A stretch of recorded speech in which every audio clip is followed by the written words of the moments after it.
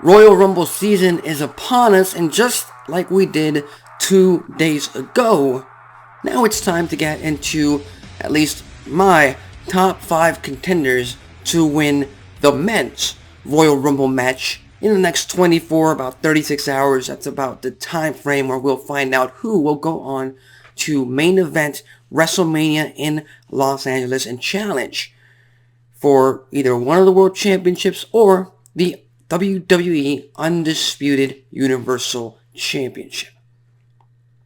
And let's just get right into it, because at number 5, I have somebody who was rumored to be facing Roman Reigns last year, but unfortunately, he's been dealing with a back injury. He is a guaranteed Hall of Famer. He pretty much delivers on every single feud, every single rivalry, every single promo he's ever done from 2004 onward. He's delivered. I'm talking about the Viper himself, the legend killer, Randy Orton.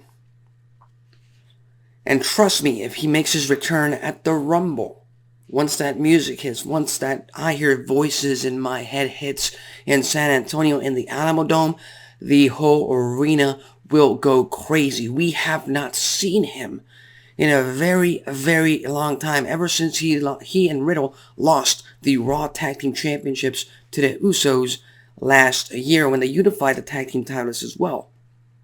So we haven't seen Randy Orton in a while. Like I said, last year he was rumored to be one of the challengers for Roman Reigns' Universal Championship. Unfortunately, he got injured, so he had to take a step back. But now, hell, he could become a 3-time Royal Rumble match winner and go on to WrestleMania and main event WrestleMania against Roman Reigns, against the Tribal Chief once and for all. As a matter of fact, the Usos did put him out in storyline, of course.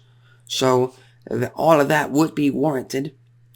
But the reason I put him at number 5 on this list is simple. Because I believe, and I'm hoping that he returns to quote unquote reunite with Matt Riddle. And then later down in February, early March, have Randy Orton, that Viper, that villainous character that we all know and love, turn on Matt Riddle, and we can have Matt Riddle versus Randy Orton at the Show of Shows. You keep stacking up that card, and you put Riddle over at WrestleMania. Whether he wins or loses, facing off against Randy Orton at the Show of Shows is enough to put Matt Riddle over the edge in terms of superstar. Now, if WWE wants to do that, I don't know. We'll just have to wait and see. Now, at number 4, I know a lot of people will put this man a lot higher on the list.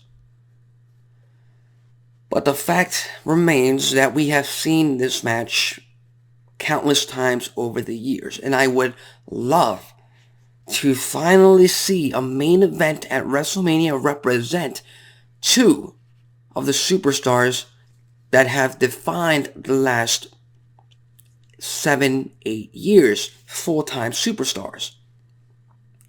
Of course, I'm talking about the visionary, the revolutionary Seth freaking Rollins. He's already won the Royal Rumble match in 2019. He can do it again. There's no issue about that. And you know, if you check out Monday Night Raw, you damn well know Seth Rollins is one of the most, if not the most, over babyface. Well, no, not really. Well, he is one of the most over babyfaces on WWE television today. And to be honest, in Roman Reigns' entire over 2-year reign, Seth Rollins is the only one who was able to play mind games and who was able to get the Tribal Chief off his game. Had the Tribal Chief cause a DQ to keep his title at last year's Rumble. So why the hell not? Why not have Roman Reigns versus Seth frickin' Rollins as the main event of WrestleMania? They're 2 very different characters at 2 very different points in their career than they were a year ago, 3 or 4 years ago, when they were battling out for the WWE Championship at the time. So again, it wouldn't make complete sense storyline-wise to bring that back. And like I said, I want something that defines the current era of full-time superstars, and that is Reigns versus Rollins. But again, he's at number 4. He might get a world championship shot if they hopefully separate the world titles at some point in the very near future, but we'll just have to wait and see. Now, in number 3, very controversial, and the reason I'm putting him in the middle is because over the past few days I've been debating whether or not to put him at number 5, put him at number 1. I keep moving him around this list, and to be honest, I'm not entirely sure if he's even going to be in the Rumble match at this point. We'll find out later tonight on SmackDown. We'll find out tomorrow night at the Rumble. I'm talking about the Usiest of Uso, and very well the biggest babyface, the most over babyface, who's not a babyface actually, with the crowd, with the WWE Universe. I'm talking about Sami Zayn, Sami Uso himself, and he's just a character that keeps on giving. Because every time since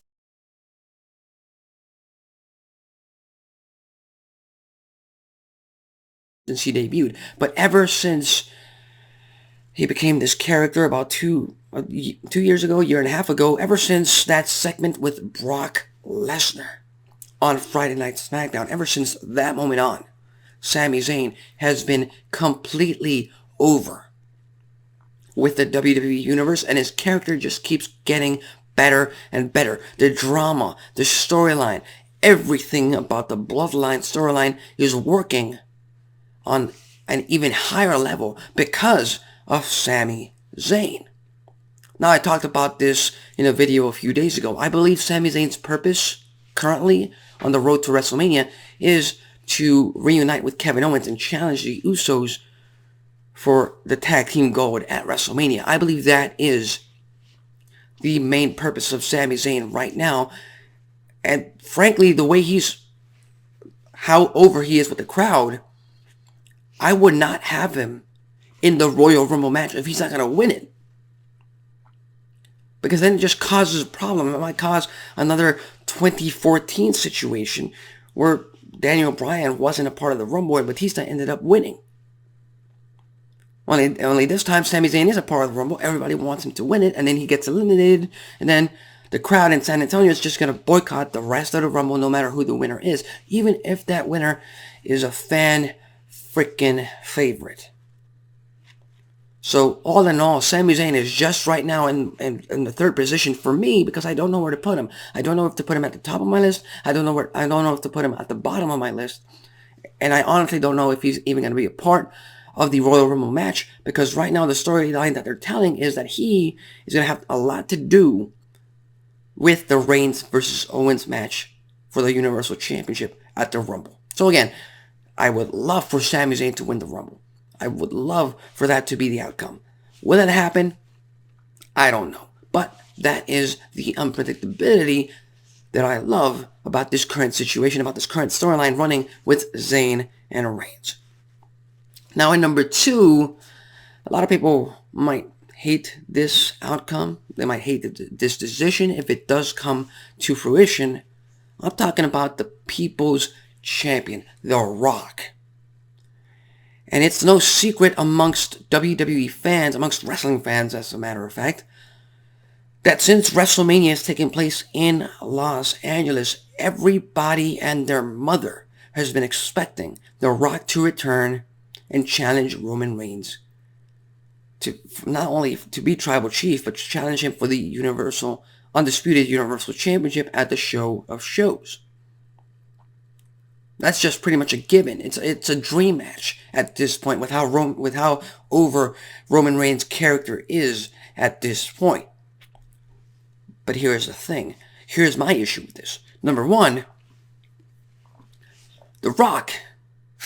The Rock's The Rock. He's a made man. He is an 8-time WWE champion. He does not need to win the Royal Rumble match to challenge or to main event WrestleMania at this point. He's the frickin' Rock. He could just show up, challenge Reigns for the title, And he's going to get it because he's the great one. He is the people's champion. He has that pedigree and the accolades to do so. Number 2, I don't think Roman Reigns versus The Rock needs the world title on the line. Nobody benefits from that match at WrestleMania on the biggest stage of them all.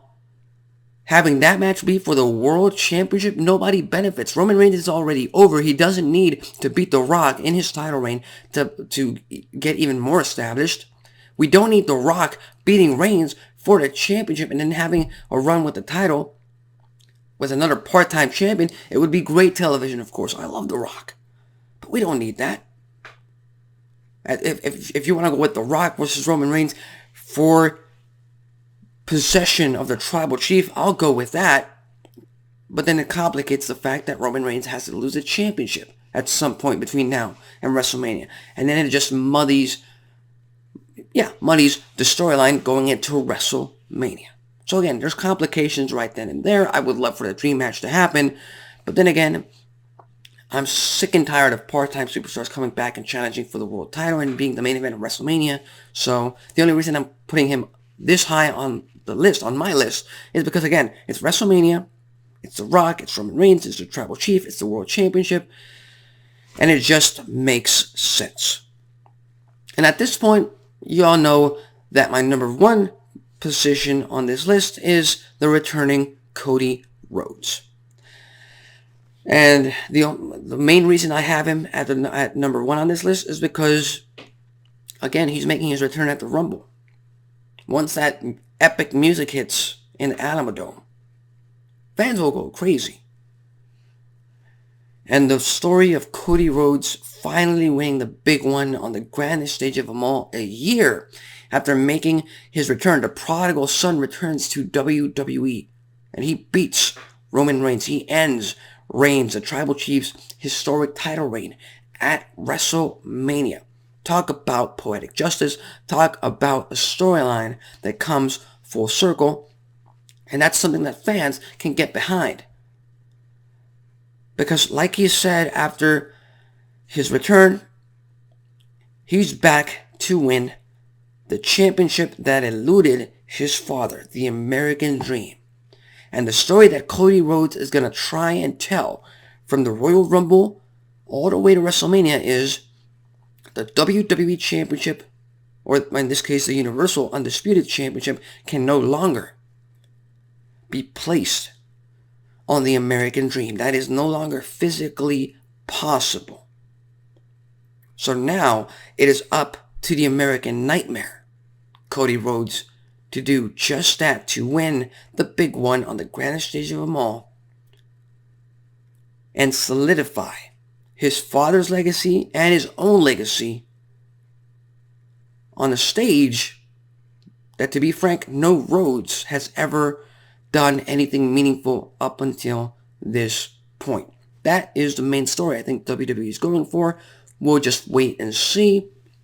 To be honest, I do want Cody Rhodes to win the Royal Rumble match. It establishes him as a top superstar. He wins the Rumble. He's pretty much shotgunned into the main event of WrestleMania once again, and hopefully he ends up defeating Reigns and becoming world champion, and we'll just see where it takes it from there. Now, just like I did with the video about the top contenders when it comes to the women, here's my dark horse to win it all, because there have been rumors about maybe Stone Cold Steve Austin coming back and challenging Reigns for the title in the main event of WrestleMania. So that might be a possibility. I'm hoping it's not, because again, it does not benefit anybody. Anyone. Not Austin, not Reigns, not WrestleMania, not WWE. The Rattlesnake win the Rumble. But I will tell you this. Having Stone Cold Steve Austin become the first ever and only 4-time winner of the Royal Rumble match, that's something that's going to be hard to say no. So with that said, those are my top 5 list, including my dark horse or unexpected surprise to win the Rumble. I'm sure you have a different order of these superstars. You have maybe a different superstar in the list altogether. So if you do, leave your thoughts, comments, predictions, and your list on the comment section below. I've been Alexis Carrillo, and I cannot wait to experience another Royal Rumble match. Let's start the countdown once again tomorrow night. Thank you for your attention. Leave your likes, comments, everything. And I'll see you Monday with the Royal Rumble winners already officially made.